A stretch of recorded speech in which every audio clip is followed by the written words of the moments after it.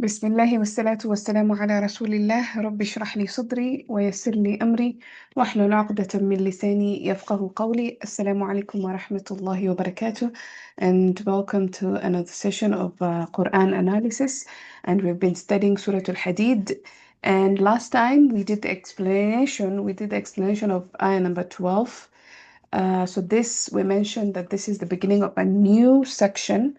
So remember, there's about 5 to 6 sections, depending on how you look at it.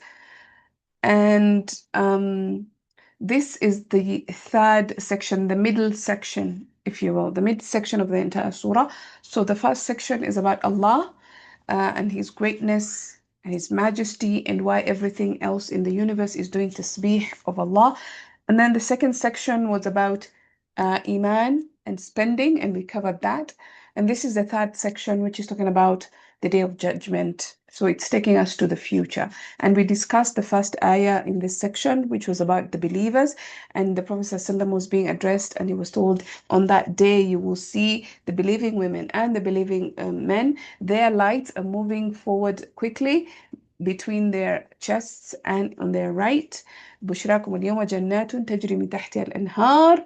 Give them good news, or good news, congratulations today. Gardens underneath which rivers flow. خالدين فيها, they will abide therein forever. ذلك هو الفوز العظيم. That is the ultimate success, or that is the ultimate victory or triumph, depending on how you want to translate that. Now, inshallah, today we're going to begin ayah number 13, which is now the address of, not really the address, but the situation of the munafiqun, right? And I don't know if we're going to make it all the way to ayah number 15. I hope if we can be able to do the entire section today, that will be good. So the ayah begins and says, يوم يقول المنافقون والمنافقات للذين آمنوا. On that day on which the hypocrites, men and women, will say to the believers, wait for us, انظرونا نقتبس من نوركم, so that we can take some of your light. We can like have some of your light, right? قيل ارجعوا وراءكم فالتمسوا نورا. It will be said to them, go, return back and try and seek your own light. فضرب بينهم بسور له باب, and a wall with a door will be struck between them, will be erected between them. باطنه فيه الرحمة.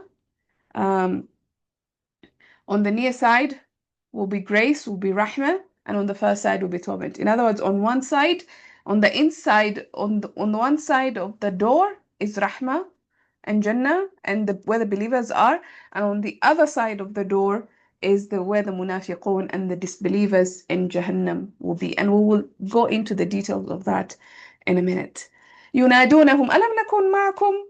They call them, who are calling? The hypocrites are calling the believers. Hey, we were with you guys. You remember? Were we not with you?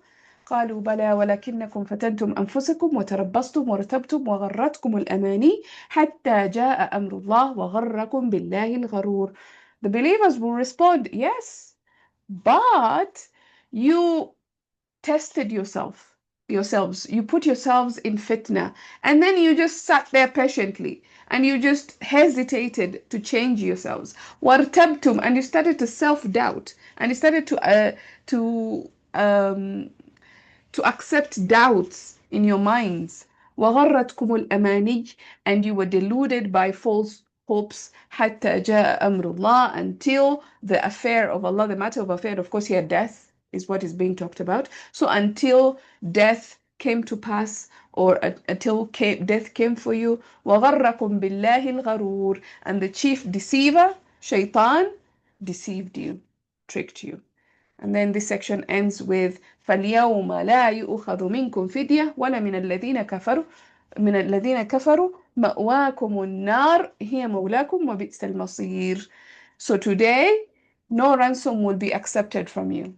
You cannot buy yourself out from this situation. You cannot pay money to get yourselves out of this situation, not from you and not from the disbelievers, which is a very interesting point because now we realize that the munafiqun are being bundled together with the disbelievers. Ma'wakumun nar, you, the munafiqun and the disbelievers together.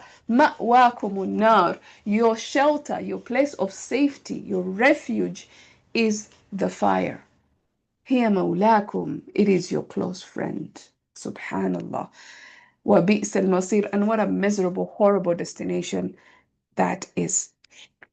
All right, so let's begin from the beginning. And we start with يوم يقول المنافقون والمنافقات. Now this يوم, this second يوم, is the badal of the first يوم. So بدل مطابق or بدل الكل من الكل. So you can easily replace this statement with the first يوم, and it refers to the same day. That's the implication here of the badal. So the first يوم ترى المؤمنين والمؤمنات, this يوم is a badal to that one. It is referring to the same day, the day on which you see believers and the day on which the hypocrites will say. Same day. So we're talking about the event that is happening on the same day. Now, despite them being badal, the badal al-kul min al-kul, yani you can do a total replacement of one over the other. When it came to the believers, the Prophet ﷺ was roped into that conversation. Yawma tara. And we discussed about this tara, and we said some grammarians, some mufassirun, sorry, they believe that this is the Prophet ﷺ being addressed here. So, anta tara ya Rasulullah, the day on which you, Rasulullah ﷺ, will see the believers. And others have said this is just a general you. Like, for example, if I said, if you play with fire, you will burn yourself. When I say if you play with fire, I'm not referring to anyone in particular. I'm just saying generally, if you play with fire, you'll burn yourself. So those are the two ways of looking at it. But I am more inclined to believe that this is an address to the Prophet ﷺ. Anyway, so this conversation, when it came to the believers, the Prophet ﷺ was mentioned. But when it came to the hypocrites, the Prophet ﷺ was not mentioned. It was directly يَوْمَ يَقُولُ الْمُنَافِقُونَ. It wasn't يَوْمَ تَرَى الْمُنَافِقِينَ وَالْمُنَافِقَاتِ يَقُولُ. يقولون. It wasn't. It's not like that. It isn't the day in which you see the hypocrites saying, right? So there's a difference. And we have to ask ourselves, why is it that the Prophet ﷺ was mentioned among the believers and it was not mentioned among the hypocrites? And especially because this is the same day and the same event. And I believe that this is a special blessing, first of all, for the believers, for all of us, inshallah. May Allah make us among them who are honored with the proximity to the Prophet ﷺ. We are roped in together with the Prophet ﷺ. يَوْمَ تَرَى الْمُؤْمِنِينَ. The Prophet ﷺ is seeing us. So we are roped in together. We are put in together in the same batch. It's an honor for us as believers to be close to the Prophet ﷺ. And also, it tells us or rather it spares the Prophet ﷺ from the proximity of the munafiqun. It spares the Prophet ﷺ. It's like the Prophet ﷺ is so far away from the munafiqun, he doesn't see them. He only sees the light of the believers. And also, it tells us that الجزاء من جنس العمل كما يقول العرب. How do I say? The punishment fits the crime, in a sense. That's how, like, if you were to translate that in English, it would be something similar to that. But more or less, like, you reap what you sow, right? So the hypocrites walked away from the Prophet ﷺ, as we shall soon discuss in a bit. And as a result, on the day of judgment, the Prophet ﷺ is not with them. He ﷺ is distanced from them and is spared from their proximity. They walked away in this world. On the day of judgment, the Prophet ﷺ is far away from them. And you know, when we speak of proximity, what does that tell you about where the Prophet ﷺ is? And we talked a little bit about this last time. You know, just the imagery, the scene that is being painted. So you have the Prophet ﷺ all the way ahead, and he's looking and he's only seeing the light of the believers. So you have the Prophet ﷺ, and then you have the believers that are rushing towards the Prophet ﷺ and Jannah. And then you have the hypocrites left behind. And the hypocrites, you also have disbelievers, as we shall see shortly. So you have this number of groups. Initially, it was just one massive group. Believers and hypocrites, they were all together. It was just one massive group, right? And then the believers started moving forward, going to Jannah. They started moving forward. And the munafiqun, they remained there. They didn't know what was happening. And we shall paint the imagery in a bit. So this kind of like paints for you the scenery or the imagery, and I want you to actually see it. I want you to come into the Quran with me, into this journey, and visualize what is being said here, because this is an amazing scenery that is being painted here. I want you to watch this movie like with your mind. Yeah, be present. And of course, may Allah protect us from nifaq and hypocrisy, and we ask Allah to distance ourselves from hypocrisy as He has distanced the earth and the skies and the heavens. But of course, at the same time, we have to live the ayat of the Quran. We have to see what is being said in order for us to boost our iman. And again, this whole part is all about boosting our iman. Allah is painting this imagery in the future that will happen to these people. Why? To boost our iman. And we shall discuss that, inshallah, later. But anyway, so the Prophet ﷺ is way in the front, looking at a massive gathering of believers shining with light. All he sees is light before him, alayhi salatu wasalam. But behind these believers, there are hypocrites. They don't have a light. So the Prophet ﷺ cannot see them. They were relying on the light of the believers, just like they were relying on the iman of the believers in the world. But because the believers' light is moving quickly, is moving forward quickly, remember we discussed this last time, يَسْعَى نُورُهُمْ. يَسْعَى means to move forward quickly. And again, by the way here, nur is not anwar, it's not plural, it's singular. Nuruhum again tells you that this one giant light, it's not individual light anymore. You see them as one giant light moving forward, moving across, moving closer to the Prophet ﷺ.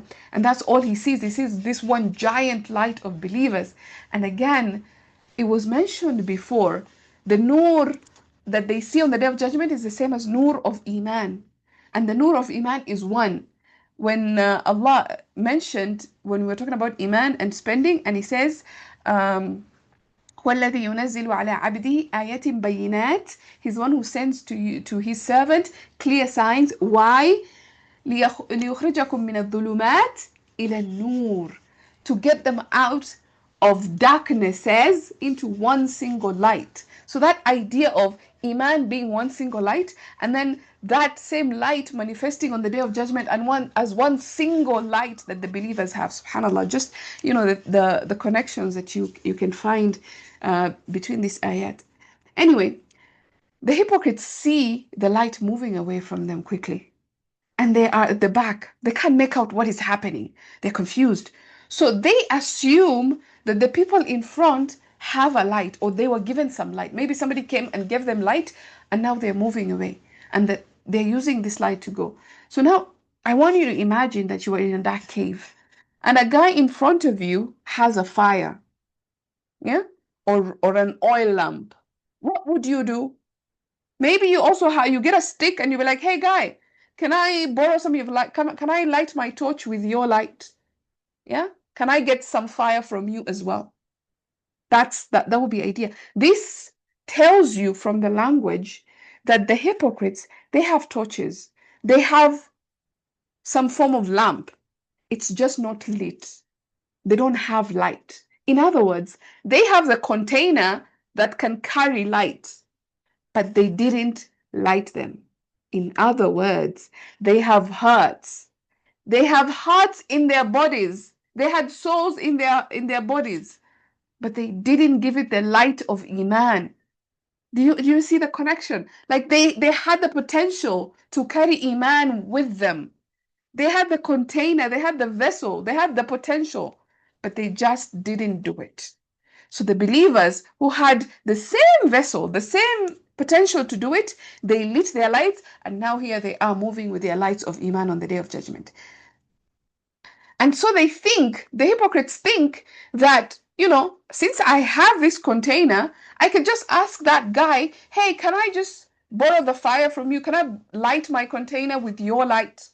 That's the imagery, that's the delusion they are having on this day. Can you imagine the confusion, the delusion? Even up to this point, They don't yet realize that the light these people have is the light of Iman, a light that emanates from them, and not a torch that they are carrying. It's not something that they can easily borrow like they did on the here on earth. Because the hypocrites, you have to understand, they relied on the Iman of the believers. They were hiding behind the Iman of the believers. They pretended to believe. In fact, inside they were not believers, right? They don't realize that it is the believers themselves who are light. So they think that they can just again hide behind the light of the believers and borrow from their light. Subhanallah, may Allah protect us from these people. And the believers can see where they're going. And so they move quickly towards it. Again, when we painted the imagery last time, when you see Jannah is awaiting, when you see the Prophet ﷺ is calling you and congratulations, everybody's congratulating each other, and there's so much happiness going on, do you slow down? No, you don't slow. You walk faster because I made it. I want to make it. Like I want to be the first one to enter. So everybody's moving faster. But the hypocrites don't know what is happening because again, they don't have light. Just like they sought to borrow the light of Iman in this world, pretending to be believers, they think they can do the same in the Akhirah. Look how deluded they are. And we should talk about how deluded the believers will actually tell them how deluded they were in this world. May Allah protect us from this delusion. Ameen ya Rabbil Alameen. So then they're being told, قِيلَ ارْجِعُوا وَرَاءَكُمْ. I want you to understand this scenery. So already they're confused. Already they're in darkness. Already they don't know what's happening. Already they noticed that light is moving away from them and some people are leaving them. So there's fear, there's panic, there's confusion, there's darkness. There's a lot of things that is happening at this point. They're in panic mode. And then they hear a voice. We don't know who says this voice, who said whose voice this is. We don't know who says this. They just hear, return back. فَالْتَمِسُوا نُورًا. Go search for your own light. I mean, can you imagine that fear? Like you're in this panic mode and you just hear a voice. Go back. And it's not something comforting. It's a command, and probably it's just thundering in your ears. Go back or return back. فَالْتَمِسُوا نُورًا. And seek your own light. SubhanAllah, how frightening that could be. You know, feel your way to a light. As if they were not panicked enough from the darkness. Now they have to go back, but they don't even have a light to even see what back is. Like how do you know which direction back is to go if you don't have a light? So they are told, subhanallah, look at the language. They are told, فَالْتَمِسُوا نُورًا. Since you don't have a light, feel your way to a light. Like touch your surroundings and find a light. Like subhanallah, I want you to imagine yourself in a dark room. What do? You feel for things. You're like, if electricity is out, there's a total blackout in the entire city or town, and you can't see anything, you have to feel yourself to a candle, you have to feel yourself to a torch, right? That's what we do because you can't see anything. This is what they are told. Go back and feel your surroundings until you find a light. Subhanallah. And what a strange, remarkable language, because this is how a blind person behaves. A blind person feels their surroundings. They don't see their surroundings. So they are being described as blind. Again, you don't see light. You see light, you don't feel it. You don't touch it. Yet here they are being told to feel it, because Iman and the nur of Iman, the light of Iman, is deep-seated feeling in the heart. It's what you feel inside you. You believe. It's not something you touch. It's not something physical. It's something inside you. It's a feeling inside you. So now here, there's sort of like sarcasm. There's a lot of sarcasm actually. And there's sort of like irony being mentioned here. Like, feel that Iman that you never felt during when in your life here on earth. And also they're being described as a blind person will be described. So Iman essentially is what gives you sight. It's what gives you vision. It's what gives you light and insight. Without it, we are blind. Subhanallah. This language reminded me of another place in the Quran where Allah talks about hypocrites as well. In Surah Al-Baqarah, He says, مثلهم كمثل الذي استوقد نارا فلما أضاءت ما حوله ذهب الله بنورهم وتركهم في ظلمات لا يبصرون. So, and for me to understand this method, this example, I had to go back and rewatch the Striking Example series by Ustad Nouman Ali Khan in order to understand this and be able to just present it to you. But if you're interested in learning more about this method, I invite you to go and watch the series by yourselves and you can get more benefit from that, inshallah. But just to summarize my findings here. Now, the hypocrites in this example, they're compared to a person who walks away from a lit fire. So I want you to imagine it's in the middle of a wilderness. Then you have some guy, he has some potential to light a fire. He lights a fire, the fire becomes big and it illuminates everywhere. The whole surrounding is illuminated. Then you have a bunch of people who could have benefited from this light, who could have been a part of this beautiful gathering that is lit and there's heat and there's light and there's provision. Of course, when you have fire, you can be able to cook. You can survive. There's guidance. You can be able to see your surrounding. So you have a bunch of people who see this is happening and then they decide to walk away into the darkness. Can you imagine? What kind of a crazy person is that? You see, this is light. This is where I can get guided. This is where I can get information. This is where I can get sustenance. This is where I can live and thrive. But no, I will take my chances and go into the darkness of the wilderness. This is what is being described in this example. And of course, here, the person who is lighting a fire is the Prophet ﷺ. He's the one who is inviting us to guidance. And you have these hypocrites who are walking away into the darkness. And as a result, Allah takes away their light. So Allah says, فَذَهَبَ اللَّهُ بِنُورِهِمْ. Allah took away their light as a result of them walking away. وَتَرَكَهُمْ فِي ظُلُمَاتٍ لَا يُبْصِرُونَ. And He left them there in the darkness. They cannot see. Again, they cannot see. Why? Because it's not the vision of it's not physical vision of the eyes, it's the vision of the heart and the vision of the iman that they walked away from. So in the physical material world, in the dunya, the hypocrites walked away from the guidance of the Prophet ﷺ. And again in this surah it's mentioned, وَالرَّسُولُ يَدْعُوكُمْ. It's the Prophet ﷺ who's inviting you to this beautiful guidance and light, and then you walk away from it. But guess what? On the day of judgment, Allah paints a picture where in the spiritual realm, things change. Now the spirituality is manifested. So the roles have reversed. Now it is the light that walks away from the hypocrites. In the dunya, the hypocrites walked away from the light. But on the day of judgment, the light walks away from the... SubhanAllah, isn't that amazing, guys?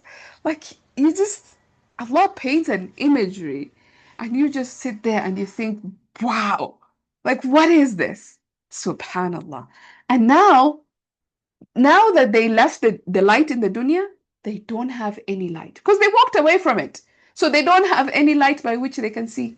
So they're told, since you chose to be spiritually blind in the dunya, that reality of your blindness in the dunya has also manifested upon you here in the hereafter. And now you might as well be physically blind. Since you are spiritually blind, you might as well be physically blind. Therefore, touch your way to light, like the blind person you are. Subhanallah. Like both spiritual blindness and physical blindness are combined in this ayah, and they are told, okay, since you chose to be blind spiritually, might as well be physically blind. Now you don't have sight. Now you cannot see. Subhanallah. Let's see if you are able to touch light. And it's not just that. The sarcasm here, wallahi, the sarcasm is just too much. It's, let's see if you can go back.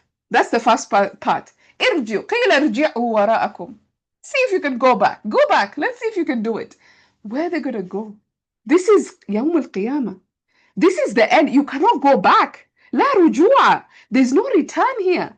You know, let me give you an example. In an exam room, we're all here. We understand that the dunya is the place of tests. This is the environment of exam. When you're in an exam room, you don't go to the teacher and say, teacher, let me see the answers. Once I have seen the answers, then I will go back and sit and do the exams. No, nobody would allow that. Nobody. That is insane. You have to do the test, either pass or fail. Then the teacher will come and explain to you the results. This is where you went wrong. This is where you went right. You know, and yeah, you learn from your mistakes. That's the whole point of a test. The dunya is a big, massive test for us. So Allah is not going to show us the answers on this dunya and tell us, okay, this is the answers. Now go and sit for the exams. This is cheating. And subhanallah, Allah is again the idea of doing tasbih of Allah. We cannot associate Allah with cheating. Any negative connotations we remove from Allah because Allah is perfect. This is the whole concept of tasbih, allowing Allah to remain in His glory and majesty and magnificence. That's the whole point of tasbih. So you cannot go back. This is, I mean, so many people, there are so many ayat in the Quran that says that we hear of people asking, Ya Allah, let me go back so that I can give charity. Ya Allah, let me go back so that I can pray 2 rak'ahs. Ya Allah, let me go back so that I can continue from the good that I left. There's no going back. This will never happen. There's no going back. It's done. So here the sarcastic comment of go back is like, it's like almost they're laughing at them. Like, you can't go back. Like, let's see you try, but there's no going back. But let's see you try, right? And also, it's not just go back, it's go back and touch your way to light. Subhanallah, that's sarcasm. You can't touch light. So, but let's see if you're able to do it. Let's see if you can go back and let's see if you can be able to touch some light. Allah musta'an. May Allah protect us from just the language, the disgrace that the munafiqun are being put in. And by the way, they're not yet in Jahannam. This is not Jahannam yet. This is just prequel to Jahannam. Like, subhanallah, I can't even wrap my head. Can you imagine the fear, the panic, and then there's this voice that tells you this, and it's telling you sarcastically, Allah musta'an.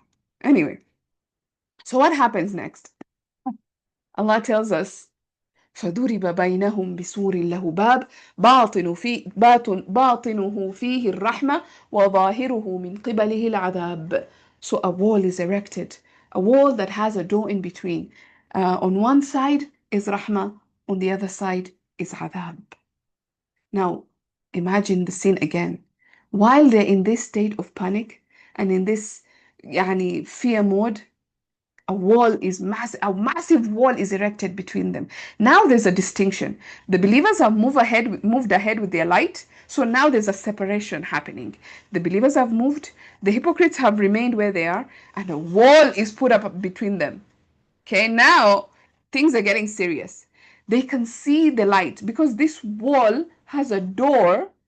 They can see the light fading away because when you have a door, like, you can see from the door the light going away, right? So they can see the light moving away, fading away from the crevices of the door.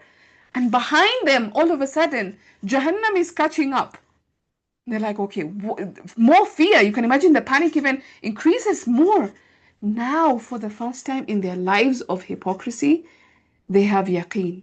They have conviction. Because now they see they're supposed to be with those guys, but they're stuck here. And they look back, Jahannam is catching up.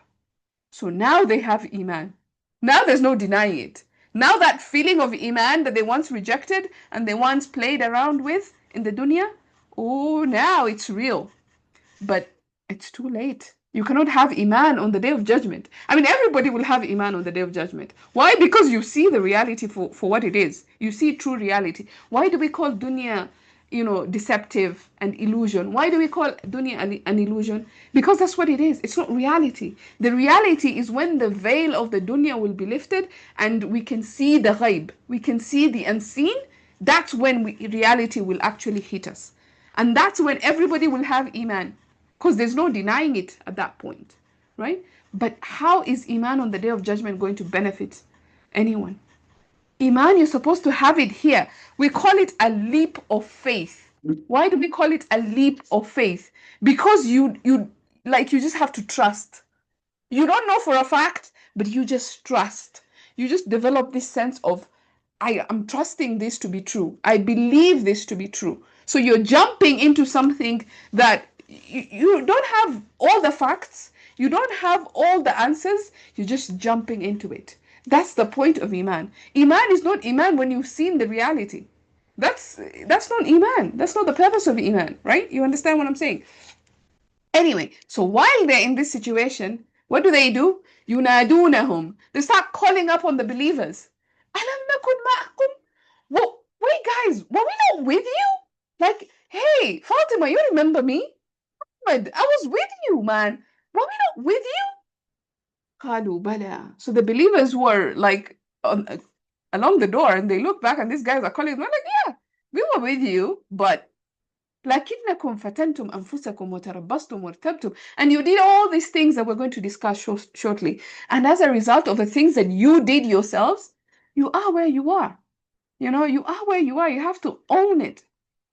Subhanallah. So as a result of this newfound iman that they have now on the day of judgment, and it's too late, they speak to the believers. But look, why are they speaking to the believers? They were told, go back and search for a light, right? Go back and, you know, touch yourselves and find a way to a light. Of course, that's not possible. They know that. And they know that somebody's speaking to them sarcastically. They know the irony behind those lines, those sentences. So they know it's impossible to go back. Because again, they have found Iman now. You know, now they have yaqeen. Now they are convinced. Now they're no longer doubting. Now they see the reality. So they know they cannot go back. There's no way to go back. They realize that the only hope they have is with the believers in front of them.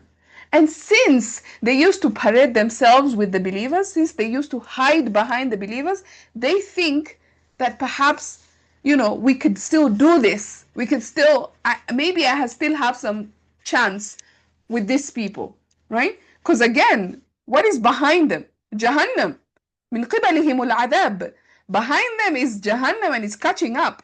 And the sight of Jahannam is no joke. Already they're in panic, already they're in fear, already they're in darkness. And then you see Jahannam coming up. That's no joke. So you want to run away from that. So they call the believers and they say, weren't we with you guys? As a final attempt to save themselves from this situation, from this panic, from this hellfire that is now threatening them. And here's the thing. The fact that they ask a question, Alam nakun ma'akum. They ask a question, indicates that they don't even know themselves. They're not even sure. Like when I say I'm with you, I'm not doubting myself. I was with you. Like say I'm discussing something with my friends, and one of my friends, he mentions a story that happened to him in the past, and I say I was with you. I remember that story. You don't have to repeat it. I was with you. I say it with conviction because I know I was there, and I am 100% sure I was there. But let's say my friend is saying the same story, and I wasn't sure that I was there. And I've had this story so many times, but I'm not sure that I was there. So I say, hey, wait a second, was I there? And my friend can either confirm to me, it's like, yeah, you were there. Oh no, you've had this story so many times, that's why you think you were there. Because I'm not sure myself. Yeah?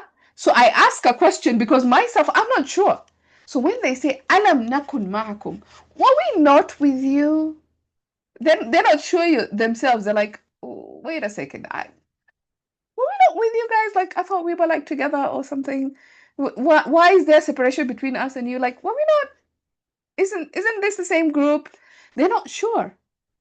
So they know they have nothing to save them. Even their doubts, they know that they don't belong with these people, but they hope that perhaps the believers can help them. They're very desperate at this point. And while it is true that they were physically with the believers, in fact, the believer says, Bala, yes, you were with us. Physically, you were with us. Spiritually, however, you were not with us. And again, this is the true reality of events. We're not looking at the reality of the dunya, which is an illusion. We're looking at the reality of the akhirah, which is the true reality. Now, the true reality is the spiritual reality.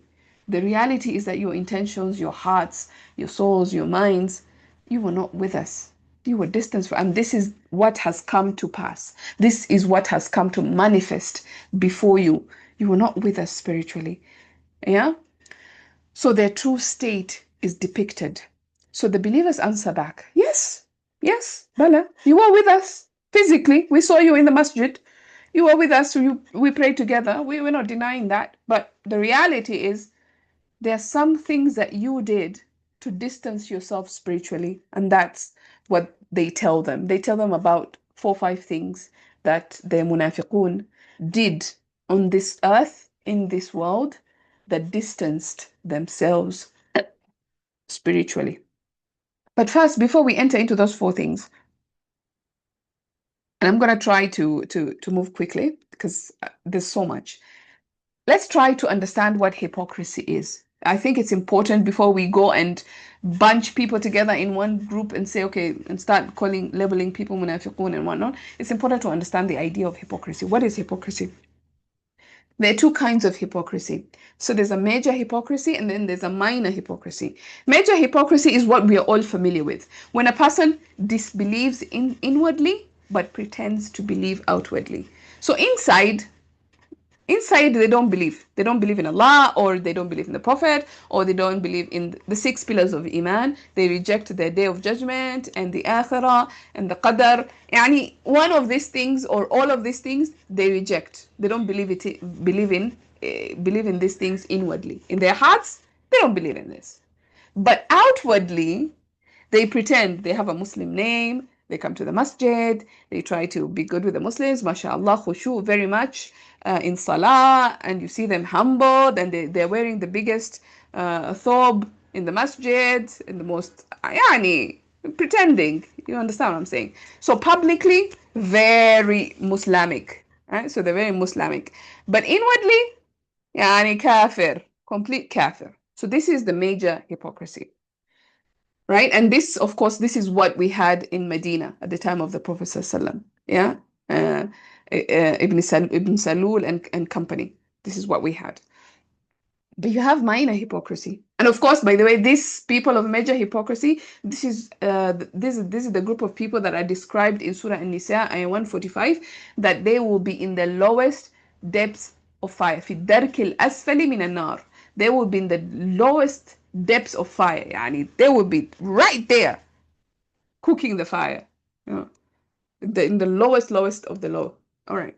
Then you have minor hypocrisy. Minor hypocrisy is the hypocrisy of deeds, behaving differently in private and in public. You believe in Allah, you believe in the Prophet ﷺ, you believe in Malaika, in Kutub, in all these pillars of Iman, mashallah, you believe. You don't reject any of them. But your deeds are, there's a problem in your deeds. In other words, when you're in private, maybe you don't pray. And then when you're in public, mashallah, your khushu' is just, oof, like everybody looks at you as like, mashallah, that guy has khushu'. Or when you're in public, everybody thinks, oh, what a humble guy. And then you go back home, you're the most arrogant man ever. Or you are the worst to your family. But out in public, oh, what a nice guy. Or you're very charitable in public. Extremely, yani, very generous, giving here and left, right. You go back home, you're the stingiest of people. You know, like this two-faced type of reality, right?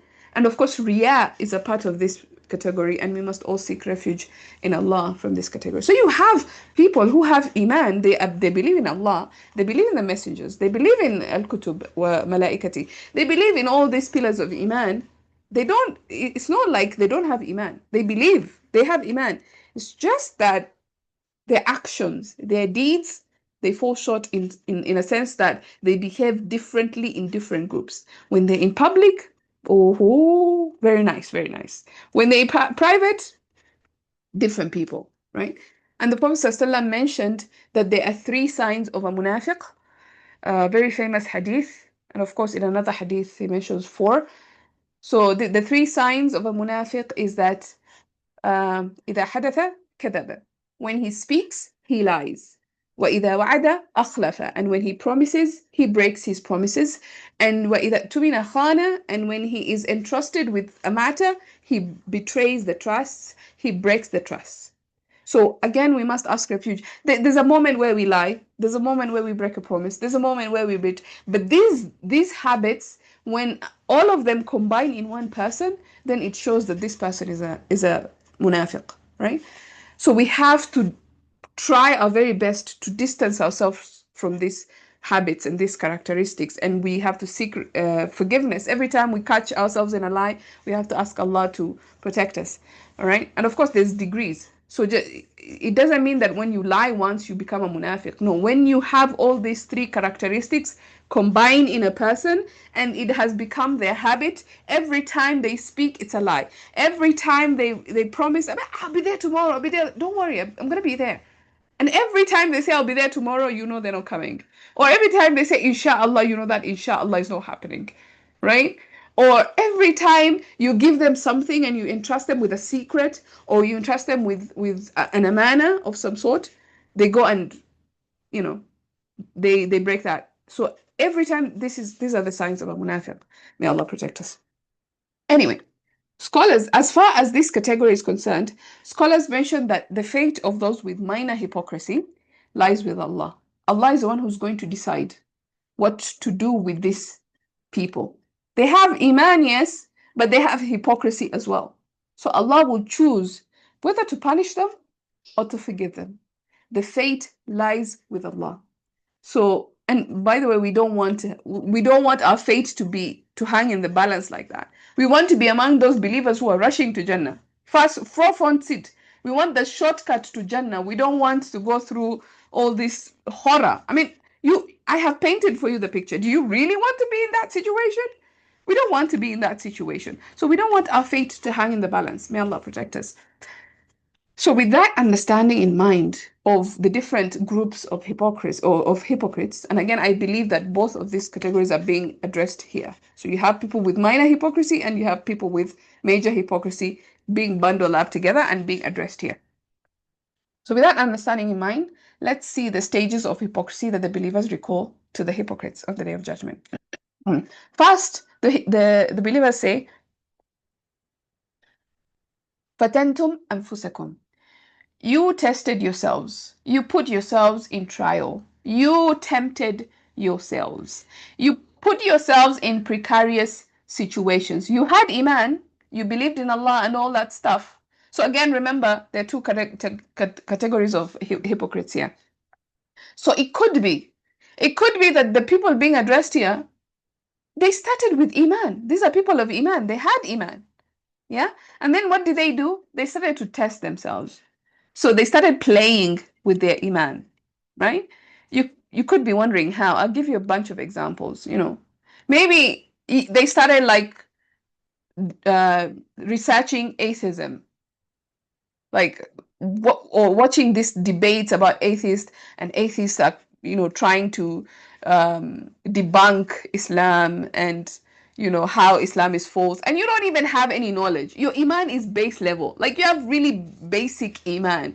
Your iman is not formed on a very strong foundation, and then you start playing around with things that are going to cause doubt, and you watch this video and you go and maybe you surround yourself with this group of people, or you start watching some haram stuff on social media. You put yourself in temptation, or on YouTube, or you start freely mixing with the opposite gender. You start putting yourself, fatantum anfusakum. You put yourself, you had iman, you were with us, and then you started like doing these things that are going to put your iman in jeopardy, going to put your iman in problems. So again, this idea of acting differently in private and in public. So you have somebody in private, mashallah, in public, mashallah, hijabi sister, and then at night hitting the clubs, right? So you put yourself in those precarious situations.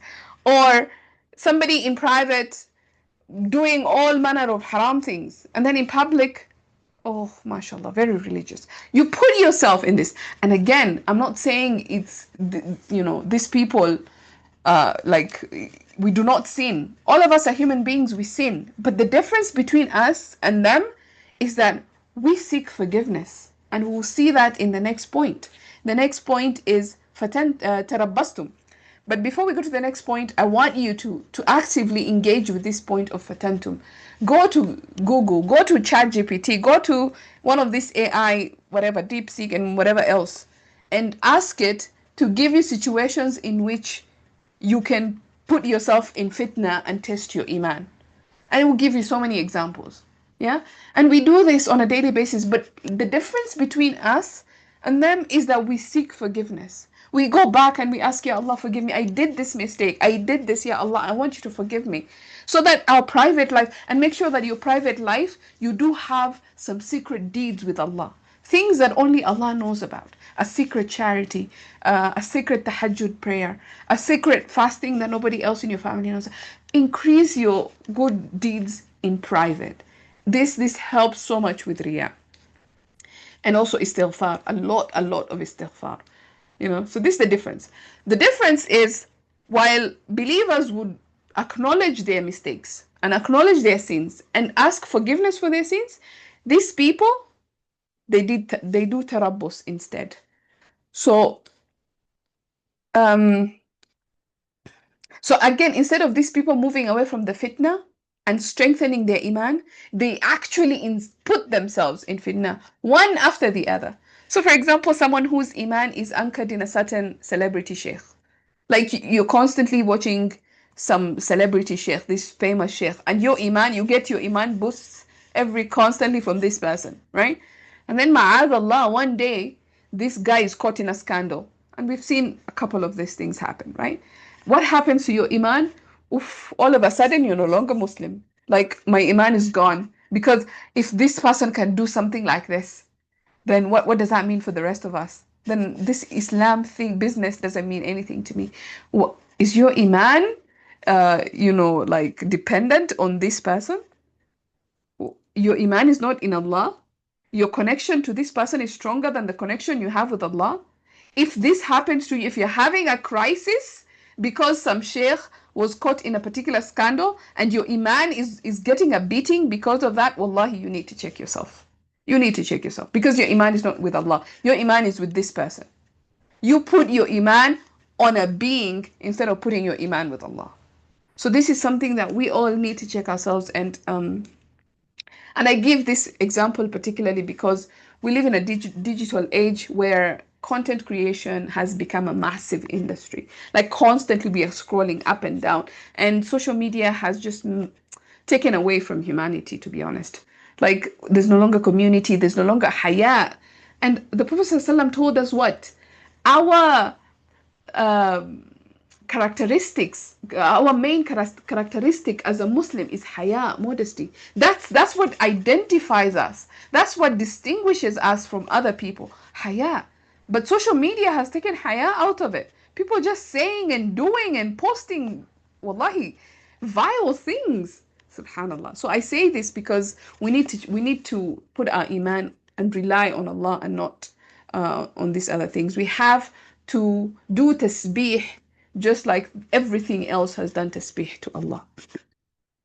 Anyway, so tarabbus. What is tarabbus? This is when a person withholds their goods. A business person withholds their goods until the market prices are favorable. In other words, somebody went and bought, I don't know, sugar, tons and tons of sugar, a lot of sugar, and they kept it in a warehouse. Yeah, waiting, just waiting, buying times, like, oh, there's gonna be a crisis, and when the market is desperate and there's a lot of demand, then I'm gonna sell my product so that I can make a killing. In other words, hoarding. If you're in business, you're probably familiar with this. This is something that a lot of business people do. Of course, it's haram in Islam. We as Muslim business women and men, we are not allowed to do something like this. But this is the idea of tarabbus, this waiting for something to change, waiting for a favorable situation that suits my needs. It's a selfish thing. I want to benefit from this. I don't want to change myself. I want the environment to change so that it can suit me, right? So imagine a person puts themselves in a testing environment, put themselves in fitna, and instead of getting themselves out by doing istighfar and fixing their iman and all these things, they decide, I'm just going to sit here in my situation of sin and whatever it is that I have done. I'm just going to sit here and wait for a fatwa, for this imam to give a fatwa about this ruling. I'll give you a clearer example. A person is in a haram relationship. A person is in a haram, I don't have to define what a haram relationship is. You understand. So a person is in a haram relationship, and instead of ending it, they say, let's wait for Ramadan. When Ramadan comes, we will, we'll call it quits. We will stop for 1 month and then we'll come back. Subhanallah. This is tarabbus. I'm waiting for the situation to change around me so that it can, it can accommodate me. Or a person is dealing in haram business. They're taking riba or they're selling alcohol or something. But then they're like, you know what? This year, I'm going to go for Hajj. And when I go for Hajj, then, Allah is going to forgive all my sins and I'm going to be good. Who told you that you would even make it? How are you guaranteed tomorrow? Is anybody guaranteed tomorrow? But this is the idea of tarabbus. You're waiting for something to happen in around you so that it can help fix whatever crimes, whatever sins you committed, right? Or someone who's waiting for their iman to go up in order to start praying. Like, but my iman is low, I'm not feeling the prayer. Why should I pray when my iman is low? It feels like I'm being a hypocrite. Well, yeah, you're on your way to being a hypocrite, actually, because that's how it starts. You lie to yourself, oh, I don't want to be like a hypocrite. This is something very, very common, and this is a language that shaitan uses. For example, you have a hijabi sister who stops wearing hijab, and now she's like, I don't want to pray because now if I pray, I'm not really hijabi. I'm not like, they start having these conversations in their head. Now they stop doing it, and even more fard prayer, they stop praying. Why? Because they're not hijabi. And now they're like, oh, I don't want to be a hypocrite because I'm not a hijabi. And if I pray, I'll be like a hypocrite. Like, do you even hear yourself? This is you're on your way to being a hypocrite. This is exactly what the steps that are being mentioned. Subhanallah. So this tarabbus, I'm waiting. I'm waiting for things to change. I'm waiting for a fatwa. Like, I'm in a haram relationship, but maybe there's a fatwa out there. So you go fatwa shopping. You go online to find the fatwa that works for you. This is tarabbus, right? I'm gonna go to the next one because I don't know if I can be able to finish this. Maybe we'll just finish this one ayah. وَارْتَبْتُمْ. So while they bake in that fire of their own making, so again, fatantum anfusakum, you put yourself in fire. Again, the idea of fitna is to purify by fire. So you put yourself in fire of your own making, and then you sat there. You didn't come out. Like a frog. When you want to boil a frog, you increase the temperature. You put the frog in cold water. You start increasing the temperature slowly, and the frog will never jump out. Do you guys know that? The frog will literally boil to death.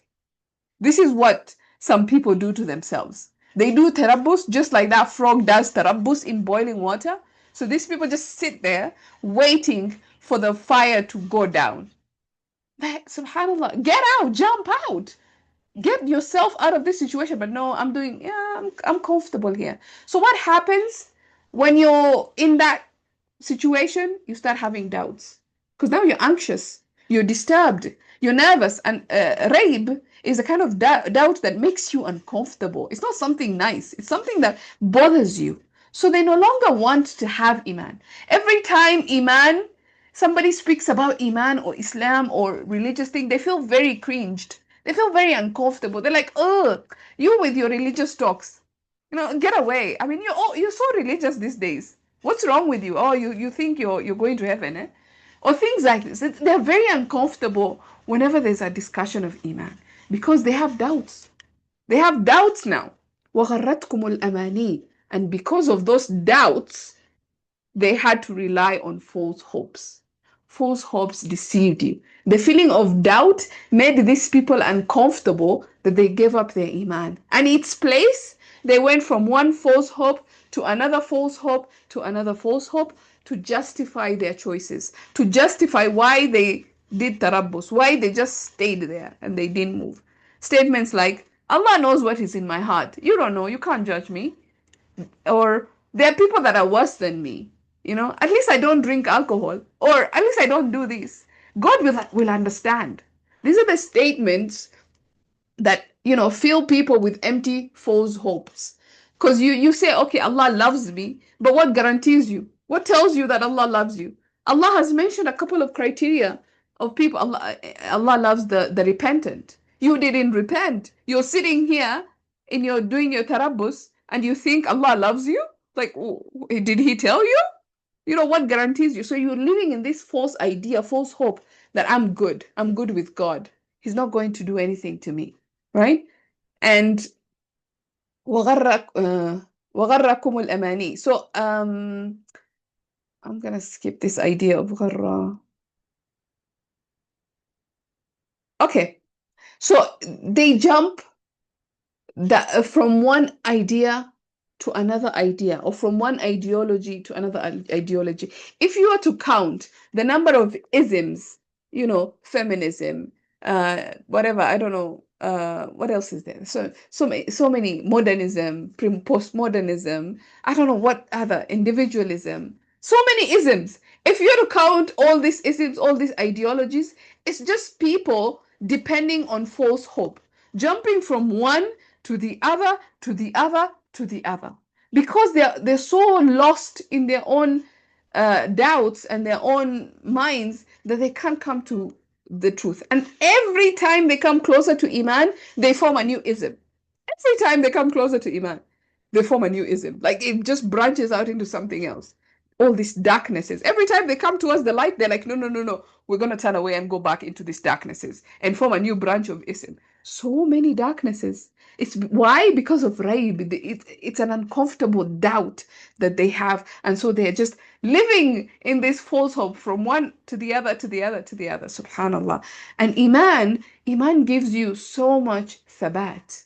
Iman destroys all doubt. It keeps people steady, it keeps people firm.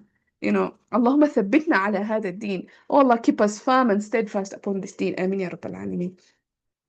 The last thing that the believers tell the munafiqun, حتى جاء أمر الله وغركم بالله الغرور, until death comes. Amrullah here is referring to death. In other words, these people, they jumped from one false hope to another, from one ideology to another, from one comforting belief to another comforting belief, until they died upon this uncertain and unsteady state of change. They're constantly changing from one thing to the other, to the other, to the other, until death comes upon them, which is very ironic. For a people who did not want to change initially, they did not want to come out of the fire and do istighfar, now they're constantly changing. They're just moving here and there and there and there and there. Subhanallah. Like, you didn't want, if you only changed the beginning, you would have found Thabat later on. But you didn't want to change the beginning, and now look at you. You're like a ping pong ball. Here, there, everywhere. Subhanallah. And Shaitan took that opportunity. So he deceived you. In other words, you thought you were being smart about your choices by doing tarabbus and by putting yourself in fitna and asking questions and doubting, right? And now you're moving from one false hope to another. Guess who was right by your side, whispering and feeding your delusion and just telling you what to do? Shaitan. He was your constant companion throughout. وَغَرَّكُمْ بِاللَّهِ الْغَرُورُ. And the chief deceiver deceived you, ma'adallah. So these people are so deluded, and that even now in the day of judgment, when the curtain has lifted, the true reality has manifested. They have seen the true reality of the fire, and it's coming, it's behind them. The fire that they played with, and again here the fire of Jahannam, the fire of fitna that they played with, it's coming, it's behind them. They have seen the light of Iman walk away from them. And they still say to the believers in one last attempt of false hope. Look how much they lived in false hope. They lived all their lives in false hope, died in false hope, and now they're resurrected, they're still in false hope. They say, Alam nakun ma'akum. Were we not with you? I mean, guys, come on. Break the delusion already. Stop living in this false hope. You were not with the believers. Even now, they're still clinging to a false hope. Subhanallah. Anyway, when we look at these 5 steps, we see the gradual but dangerous fall of Iman. It starts small. It starts with just committing a sin, putting yourself in fitna, doing something over and over again. And then you don't repent. You don't move away from that. Instead, you decide to sit on it and entertain it and welcome it. And then now you start to have doubts about Iman.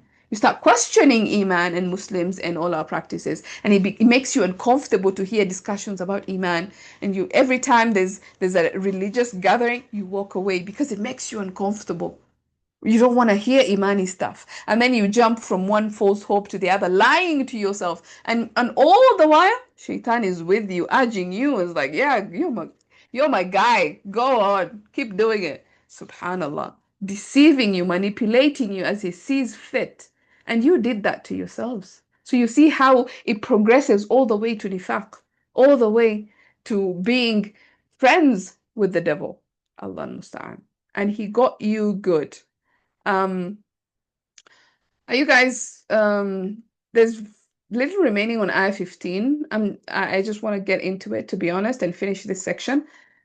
So if you just give me like 5 minutes, 5 to 7 minutes, I should be done, inshallah. So anyway, ayah number 15 says, فَالْيَوْمَ لَا يُؤْخَذُ مِنْكُمْ فِدْيَةٌ وَلَا مِنَ الَّذِينَ كَفَرُوا مَأْوَاكُمُ النَّارُ هِيَ مَوْلَاكُمْ وَبِئْسَ الْمَصِيرُ. So on this day, no ransom shall be taken from you. You can't buy yourself out. Fidya is an interesting choice of words here. This is something you give or you pay to rescue yourself, right? To rescue myself. So I want to get myself out of a situation. I pay money to get myself out. The believers who are safe on the other side of the wall, they're going to Jannah. What did they do to get there? They strengthened their iman. They spent, they worked on it. Two things that they did that were mentioned regarding them: spending and iman. This is what they did on the dunya, and they got them there. Now these hypocrites, they had a chance to do the same. They had a chance to save themselves in this world. They could have chosen iman and spending too. Instead, they chose fitna, they chose tarabbus, and they chose irtiyab. They doubted themselves, and they chose tamanni, for these false hopes, right? So now they don't have anything to rescue themselves. You can't rescue yourself with tarabbus. You can't rescue yourself with doubt. You can't rescue yourself with fitna. You can't rescue yourself with being the friend of a devil, of shaitan. That's not going to rescue. In fact, if anything, you have the believers. Allah, mentioned in the Quran, من ذا الذي يقرض الله قرضا حسنا فيضاعفه له. Who among you is going to give Allah a goodly loan so that Allah can multiply it for him? In other words, the believers, they invested properly, and now the investments have multiplied. They have positive investments. You have munafiqun, what do they come up with? They come to the day of judgment with nifaq. They come, before they get to nifaq, they had fitna, they have tarabbus, they had doubt, they have false hopes, they had shaitan as the best ally. This is negative investment. They had the opportunity to double, triple, multiply their investment. Instead, what did they do? They plundered themselves into bankruptcy and loss. And that's what they have to show. And you can't use that to buy yourself. You can't pay that. So now they don't have anything to rescue themselves with. Even if they had, guess what, guys? لا يؤخذ. Even if you had something, it's not going to be accepted. Nobody's taking it. لا يؤخذ, Allah says. Bring whatever you want to bring, but لا يؤخذ. It will not be taken. It will not be accepted. Subhanallah. Even if somehow you manage to find something, لا يؤخذ. It will not be accepted. And where are you going to find something anyway? Where are you going to find something anyway on the day of judgment? وَإِلَى اللَّهِ تُرْجَعُ الْأُمُورِ. Everything goes back to Allah. وَلِلَّهِ مِيرَاثُ السَّمَاوَاتِ وَالْأَرْضِ. And Allah owns the inheritance of the heavens and the earth. Allah took it all back. Now all opportunities closed. There's no time for investment now. You cannot invest on anything. You cannot reap anything. You cannot ransom anything. Subhanallah. So in the dunya, Allah gave us something to spend. He gave us all of مِمَّا جَعَلَكُمْ مُسْتَخْلَفِينَ فِيهِ. We all got something to spend, right? So those who spend whatever Allah had given us, that investment, it multiplied. Those are the people going to Jannah. And then the munafiqun, they took this, whatever Allah gave them to spend, and they just wasted it, played with it. They are the ones who bought الضلال بالهدى. They bought misguidance. They traded guidance for misguidance. Subhanallah. What crazy ideas is this? So as a general rule, um, just for it's not this لا يؤخذ منهم الفدية منكم أو منكم لا يؤخذ منكم فدية. This idea that no ransom will be taken from you. Again, look, ولا من الذين كفروا. It's not just for the munafiqun, also for the disbelievers. None of you are going to pay yourselves out. Maybe in the dunya you used to buy yourselves out, but here, the akhirah, you had a chance and it's gone. All right. So then now we see that the munafiqun are bundled together with the kuffar. And then they're told, مأواكم النار, your place of refuge, your place of shelter, your place where, ma'wa is a place where you go to seek shelter, like in a cave or like to find refuge, to find shelter, to find comfort, to find peace. That's a ma'wa. Again, the irony here, you're being told your shelter, since you were so comfortable in your tarabbus. Remember when you're doing tarabbus, you were so comfortable in your fitna. Guess what? Be comfortable in this fitna of the nar. You were comfortable in the nar, in dunya, you're putting yourselves in fitna and in different fiery situations. Yeah, now this is the real fire. This, be comfortable in this one as well. Subhanallah. You traded safety and security, and now the only safe place you have is the fire. Um, so they were so comfortable while in dunya, and Allah mocks them by saying it now that their refuge, their shelter, their safety is the fire. Another place in the Quran, Allah says, أولئك الذين اشتروا الضلالة بالهدى والعذاب بالمغفرة فما أصبرهم على النار. Subhanallah. Those are the people who bought misguidance for guidance. In other words, they had guidance. Like we said, some of the hypocrites, one category of the hypocrites, these are people who have iman. They started on a point of iman, but then they took that iman and that guidance and they sold it and they bought misguidance. Subhanallah. وَالْعَذَابَ بِالْمَغْفِرَةِ. And they bought the punishment, the adab that is catching up on them. مِنْ قِبَلِهِمُ الْعَذَابِ. Remember in this ayah, they're told that behind them, the adab is coming. So they actually, on this earth, what did they do? They bought adab instead of maghfirah. Instead of doing tarabbus, they should have done istighfar. They should have sought maghfirah. But instead, no, they decided to do tabassu.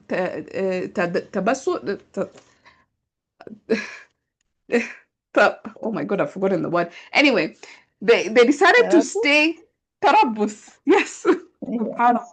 They decided to do tarabbus, to stay in their own mistakes instead of doing istighfar and seeking maghfirah.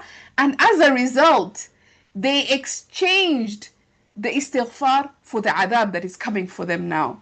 فَمَا أَصْبَرَهُمْ عَلَى النَّارِ. Look how comfortable, look how patient they are in the fire. And this is, of course, this is sarcasm. Again, just look at how patient they are on the fire. Like, they're so patient, mashallah. Subhanallah. And that's not all. Allah says, Hiya mawlakum. It is your protective friend. Mawla is a protective friend that you're stuck with. So they're being told, yeah, you traded the fire, you wanted the fire, guess what? It's here to protect you. You're gonna be stuck in this fire. Hiya mawlakum. It is your protective friend that you are stuck with. In the dunya, who was with them?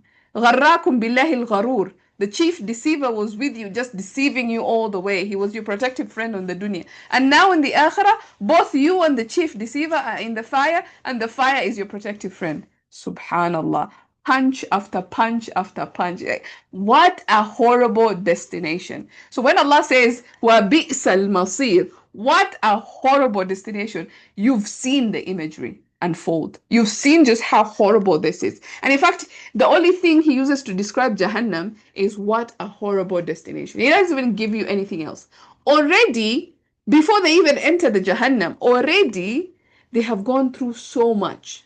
Like the fear, the panic, the voice telling them to go back to they don't have light, darkness, and then this whole experience with the disbelievers and the yaqeen that is setting in their hearts and realizing they're done for, and then they see the fire coming behind them, and then they're told, "Hiya mawlakum, it's your protective friend." وَبِئْسَ الْمَصِيرُ. What a horrible destination. We are not even told what happens in Jahannam. Like that is next level. Subhanallah. It's just too much. But now that we know their horrible destination, I'm wondering one thing. What was the purpose of the door? Why was there a wall? Why was there a door? So if these people are gonna end up in Jahannam, وإليه المصير, وبئس المصير, and in such a horrible destination, why is there a door? Like their fate seems to be sealed, right? So what is the purpose of this door? Why this massive wall was erected between believers and essentially disbelievers? Why does it have a door? Ibn Ashur mentions that perhaps there are believers among the hypocrites, and they're the ones who enter through this door. Wallahu ta'ala a'lam. He also mentions that perhaps this imagery is symbolism. It's not a real thing. It's just a symbolism of our deeds being the wall that separate, and the door is death, and everyone passes through the door of death, either to maghfirah, to rahmah, or you either, yani, so there's a wall, there's a door. This door is death. If you die, you either go towards rahmah, that is the Jannah of Allah, or you either go towards Jahannam. That's his idea. But perhaps what I find more convincing is that this is not symbolism. This is actually reality of what will happen on the Day of Judgment. And that this door symbolizes the fate of those. Again, remember we mentioned that those who have minor hypocrisy, their fate lies with Allah. So Allah will decide these people either to take them towards across the wall on the other side or to Jahannam. Allah is the one who's going to decide. Or Allah decides He's going to throw them in Jahannam for a couple of years. I don't know. And then after that, He's going to remove them and take them to Jannah. Allahu Ta'ala alam. This is what I find more convincing, that this is, the door in which those who are forgiven by Allah will cross over to the other side. And I get my evidence from the hadith of the last man to enter Jannah. And I don't want to get into it. So what I'm going to do is I'm just going to share with you this link of that hadith. You can check it out, read it, and you can also find sources online and just listen to the story of the last man to enter Jannah. And so this man is from Jahannam, and then he asks Allah, Ya Allah, just let me face away from the fire, and he faces away from the fire. Allah grants him that request, and then again he says, Ya Allah, I will not ask you for anything at all. Just take me closer to the gates of Jannah, and he's taken closer to the gates of Jannah, and he so on and so forth until finally, eventually, Allah enters him into Jannah. It's a beautiful, beautiful hadith. I encourage you to go watch it or listen if there's a video out there, or read the hadith that I just shared. And I'm going to stop there. Alhamdulillah, I am happy that I finished this section. And inshallah, next time we should continue with another section. Now, this is going to start a new section, ayah number 16 to ayah number 24. That's a new section that we're going to begin, inshallah, next time. I'm going to stop there unless there's any questions, comments, clarifications. I'm here to listen.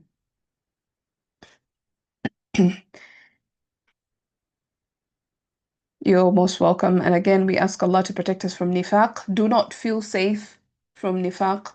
Not even the Sahabas used to feel safe from nifaq. So this is something that we have to constantly ask and question our intentions. And scenes like this of the Day of Judgment, they encourage and they push us towards Iman. آمين يا رب العالمين. I'm gonna stop there. سبحانك اللهم بحمدك نشهد أن لا إله إلا أنت نستغفرك ونتوب إليك. السلام عليكم ورحمة الله وبركاته.